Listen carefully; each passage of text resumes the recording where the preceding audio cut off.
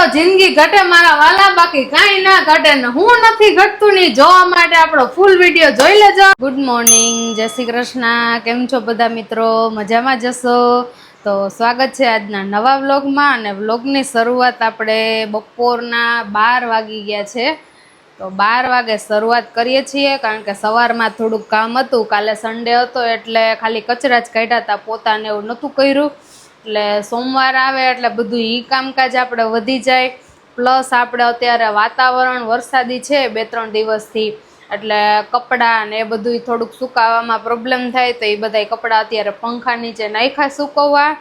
બાકીના મણસવીના છે એમાં સુકાઈ તો ગયા જ છે, પણ થોડી ઇસ્ત્રી ફેરવવી છે, કારણ કે જેવા ઉનાળામાં તડકાના સુકાય એવા અત્યારે ચોમાસામાં ના સુકાય. એટલે છોકરાઓના થોડાક આવી રીતે કપડાં ઇસ્ત્રી મારીને કરીએ તો વ્યવસ્થિત થઈ જાય. અને આ બાજુ જો અમારા 2 ટાબરિયા વાટકા લઈને ખાવાનું ચાલુ કરી દીધું છે. રમવા માંડ્યા ને ખાવાનું ચાલુ થઈ ગયું. શું છે? મમ. બે બેસીને મમ ખાવ. ઓકે, રમકડા બધા વેર વિખેર કરી દીધા છે.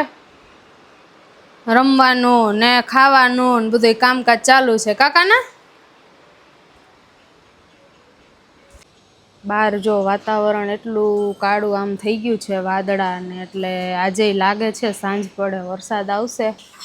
પવન તો જરાય છે જ નહીં સાવ, એટલે કપડાં સૂકવવા કરવામાં બહુ થોડુંક પ્રોબ્લેમ વાળું છે. એટલે ઘરમાં જ બધાય કપડાં નાખવા પડે, બાકી તો કાંઈ મેળ જ ના આવે. કામકાજ પતી ગયું છે.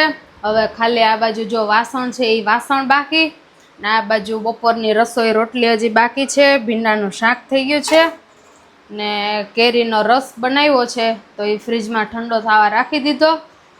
બાકી આજે સાંજે બનાવવાનું મેનુય અત્યારથી નક્કી થઈ ગયું છે. બાજરાના રોટલા અને તુરિયા બટેટાનું શાક ચોળીને ખાવાનું છે, એટલે રોટલા ઠંડા હોય તો ખાવાની મજા આવે. તો અત્યારે રોટલી બનાવી, રોટલા આજે કરી જ નાખવા છે, કારણ કે પછી અલગ અલગ બનાવવું નહીં, ઠંડો રોટલો ચોળીને ખાવાની મજા આવે.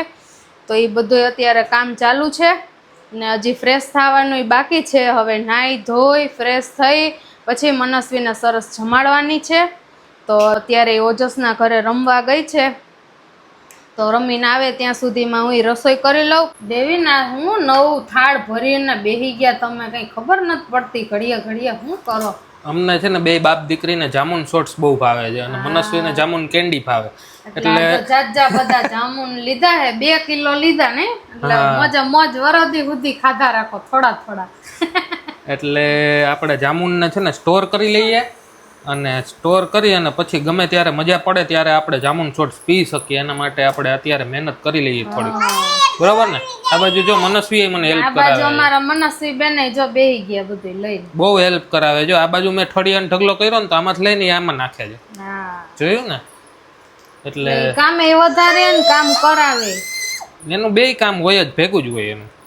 જો એના ડેડીને છે ને ચીટલા પર. એ કેમ લાગતું નથી? લાઈ તને ભરું. એને જો હમણાં સર્વિસ કરવાની છે. જો બધે બી છે ને નાખીને છે ને એટલું ઓલું કરે ને વાઈડાઈ. એ હમણાં જો સર્વિસ જ કરવી છે. આ થઈ થોડીક, પણ એમાં મેળ ના આવ્યો. હજી હવે વધારે કરવી છે. વાહ. તો સીઝન વગર આપણે જો રાવણા ખાવા હોય તો એના માટે સ્ટોર કરી લે, કારણ કે આ વખતે કેરી સ્ટોર કરવાની નથી, એના બદલાના રાવણા કરવાના.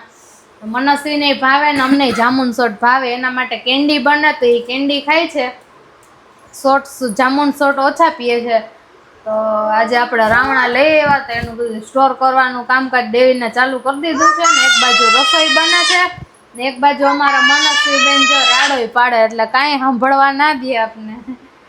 તો ચલો ફટાફટ જમી અને પછી મળી. આપણે જો જમીને બહાર ગયા હતા મનસ્વીને લઈને, કારણ કે આજે રાવણાનું સ્ટોરેજ ને બધું કામ કરીને ફ્રી થયા ને, ત્યાં ઓલરેડી 11 જેવું તો થઈ ગયું હતું. એટલે અત્યારે જો 12 વાગી ગયા છે. 11:30 એને જીદ કરી કે મને બહાર લઈને જ જાવ, તો એને ફરજિયાત બહાર લઈ જવી પડી. એક રાઉન્ડ મરાવ્યો, પછી કેન્ડી ખાધી, અને હવે અત્યારે જસ્ટ ઘરે આવ્યા છીએ.